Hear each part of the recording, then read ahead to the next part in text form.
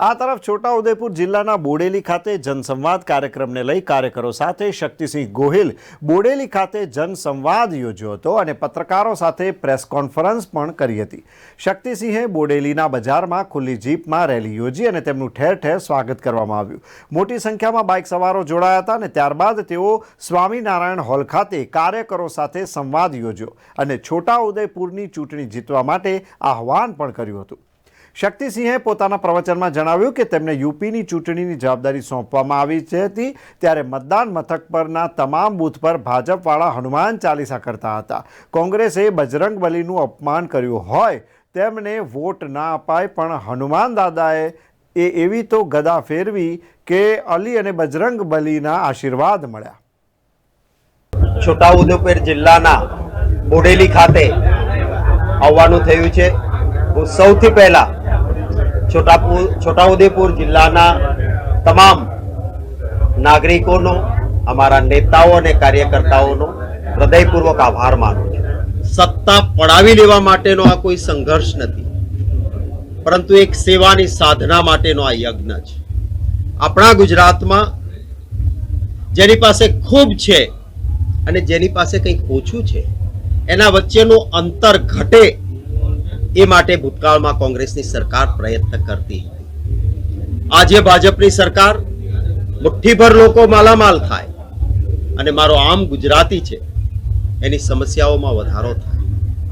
આદિવાસી વિસ્તારમાં કોંગ્રેસ પક્ષે જ્યારે કેન્દ્રમાં સરકાર હતી ત્યારે વન સંપત્તિ પર અધિકારનો કાયદો આપ્યો, જે કાયદાનો અમલ થવો જોઈએ, 7/12 ને 8 મળવા જોઈએ, એ જમીનો આદિવાસી સમાજને મળી જવી જોઈએ।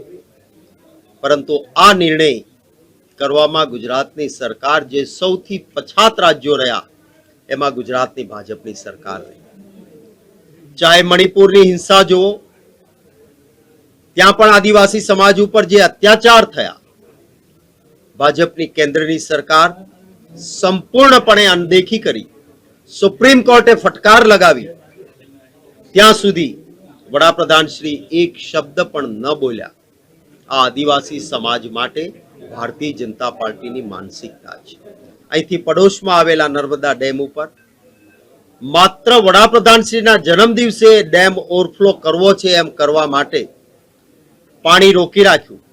મુખ્યમંત્રી શ્રી 17 તારીખે આવે ત્યારે જ પાણીના વધામણા કરવાના આ નાટક કરવાના કારણે 9 લાખ ક્યુસેક્સ પાણી એક સાથે છોડાયું અને પરિણામે ભરૂચ અને નર્મદા જિલ્લામાં પારાવાર તારાજી સર્જાણી। એમને રાહતના પેકેજના નામે મશ્કરી થઈ છે। ત્યારે કોંગ્રેસની સરકાર બનશે એક સકારાત્મક એજન્ડા સાથે, આમ ગુજરાતીઓનું હિત થાય। છોટાઉદેપુર જેવા જિલ્લામાં જ્યાં મહેનતકશ લોકો વસે છે, હું જાણું છું અહીંયાથી આવીને સૌરાષ્ટ્રની ખેતીની જમીનમાં ધન ધાન્ય પેદા થતા હોય કે પૈસા ઉત્પાદન થતા હોય તો એમાં છોટાઉદેપુર જિલ્લાના મહેનતકશ મજદૂરનો પરસેવો છે। આવા લોકોને ન્યાય મળે, એમની સમૃદ્ધિ થાય એ માટે કોંગ્રેસની સરકાર પ્રયત્ન કરશે। બોડેલી ખાતે હું વિધિવત રીતે કોંગ્રેસ પાર્ટીમાં જોડાયો છું।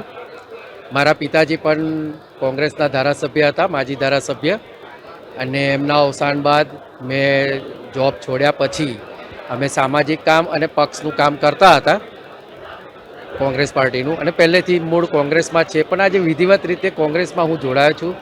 કોંગ્રેસની વિચારધારાથી હું એકદમ પ્રભાવિત છું પહેલેથી જ, કારણ કે અમે લોકો પહેલેથી જ કોંગ્રેસને માનીએ છીએ અને કોંગ્રેસ પાર્ટીને આજે દેશને કોંગ્રેસ પાર્ટીની વિચારધારાની ખૂબ જરૂર છે અને એ વિચારધારાને મજબૂત બનાવવા માટે, અમારા પક્ષને મજબૂત બનાવવા માટે આજે હું કોંગ્રેસમાં વિધિવત રીતે જોડાયો છું। આજે છોટાઉદેપુર 21 લોકસભા મત વિસ્તારની મિટિંગ પ્રદેશ કોંગ્રેસ અધ્યક્ષ માનનીય શક્તિસિંહ બાપુના અધ્યક્ષસ્થાને યોજાઈ છે। ખાસ કરીને આ મિટિંગનો મુદ્દો છે આગામી 2024ની લોકસભાની ચૂંટણીમાં છોટાઉદેપુર અને ટ્રાઇબલ વિસ્તારની લગભગ 5 જેટલી સીટો લોકસભામાં કોંગ્રેસ પક્ષ જીતે એના માટેની હાકલ કરવા માટે લોકજાગૃતિ, જનજાગૃતિ, લોકોને જે લોકો આની અંદર થોડા નિષ્ક્રિય છે તેને શ્વાસ પૂરવાનું કામ, અને જે લોકો બીજી પાર્ટીમાં ગયેલા હતા જેવી રીતે આપ પાર્ટી છે, ભાજપ પાર્ટી છે, તો તેવા લોકોને પણ આજે કોંગ્રેસની અંદર સન્માનથી જોડવામાં આવ્યા છે.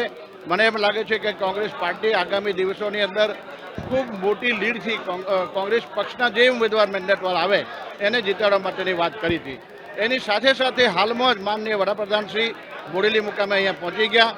બોડેલી મુકામે જ્યારે આવ્યા છે ત્યારે અહીંના લોકોની પણ એક ચિંતા હતી કે વડાપ્રધાન શ્રી આ વિસ્તારના આદિવાસી વિસ્તારના પ્રશ્નોને ફોકસ કરશે, પરંતુ 5,000 કરોડની જાહેરાત કરી, લોકાર્પણ કર્યા, પરંતુ આ વિસ્તારના લોકોને પ્રશ્નોને કોઈ વાચા આપી નથી.